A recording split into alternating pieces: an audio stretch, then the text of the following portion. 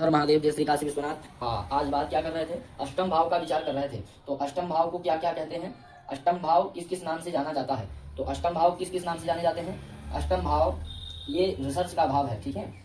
अष्टम भाव, हाँ, अष्टम भाव मृत्यु का भाव है, मारक भाव है। और अष्टम भाव को किस किस नाम से जाना जाता है? तो चलिए जानते हैं। ज्योतिष शास्त्र के अनुसार इनका नाम है पणफर के नाम से भी अष्टम भाव को जाना जाता है। किस किस नाम से? पणफर नाम से, चतुश्रय नाम से भी अष्टम भाव को जाना जाता है। त्रिक भाव से अष्टम भाव को जाना जाता है। किस भाव से? त्रिक भाव से, रंध्र भाव से, ठीक है। रंध्र के नाम से भी अष्टम भाव को जाना जाता है। किस नाम से? रंध्र भाव से, रंध्र नाम से।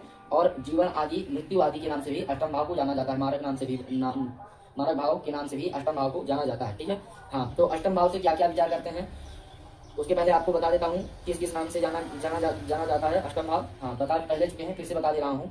गिन लीजिए इसको। पड़फल, चतुश्रय, त्रिक और आयु, जीवन, मारक, मार्गेश आदि के नाम से भी, रंध्र आदि के नाम से, आयु के नाम से, जीवन आदि के नाम से जाना जाता है अष्टम भाव। अष्टम भाव से क्या क्या विचार करते हैं ये पहले बता देता हूँ। अष्टम भाव से सौभाग्य का विचार करते हैं, ठीक है। ये गुप्त भाव है, रिसर्च का भाव है, ठीक है। अष्टम भाव रिसर्च का भाव है। जहाँ तक हर चीज को जो रिसर्च करता है, पूर्वाभ्यास आदि जो होते हैं वो अष्टम भाव से ही जातक को होया करते हैं। तो अष्टम भाव से रिसर्च का भाव है, गुप्त का भाव, गुप्तांग का भाव है, ठीक है।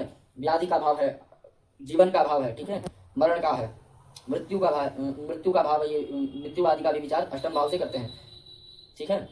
मानसिक चिंताएं आदि जो होती हैं वो अष्टम भाव से विचार करी जाती है। और अष्टम भाव से विचार और क्या किया जाता है? समुद्र आदि का, समुद्र यात्रा आदि का। जैसे आप जलीय मार्ग से कहीं जा रहे हैं तो अष्टम भाव से ही विचार करके आपको यात्रा करनी चाहिए, ठीक है। ऋण का भी भाव ये माना जाता है, यहाँ ऋण आदि का भी विचार किया जाता है, ठीक है। कहीं हमारे पूर्वजों का ऋण तो नहीं है, हमारे ससुराल पक्ष का तो ऋण नहीं है, तो अष्टम भाव से ऋण का आदि का विचार किया जाता है, ठीक है। अगर बात करें तो और क्या विचार किया जाता है, और अगर बात करें विचार के लिए तो लिंग, योनि आदि के रोग जो होते हैं वो अष्टम भाव से ही विचार किया जाते हैं, ठीक है। अंडकोश आदि जैसे रोग, कष्ट जो होते हैं वो अष्टम भाव से ही विचार किया जाता है, ठीक है। अष्टम भाव से क्या क्या विचार किया जाता है? समुद्र यात्रा, ऋण उतारना, लिंग, योनि, अंडकोश आदि का विचार, रोग आदि का विचार। संकट प्रवृत्ति स्थान का कारक जो है शनि माना जाता है। तो यहाँ जो भी ग्रह बैठेगा, जैसे शनि यहाँ का कारक ग्रह है, तो शनि क्या है? अष्टम भाव का कारक ग्रह है। और अष्टम भाव को क्या क्या बोलते हैं आप लोग जान लिए हैं। और विचार क्या क्या करते हैं जैसे हमने बताया।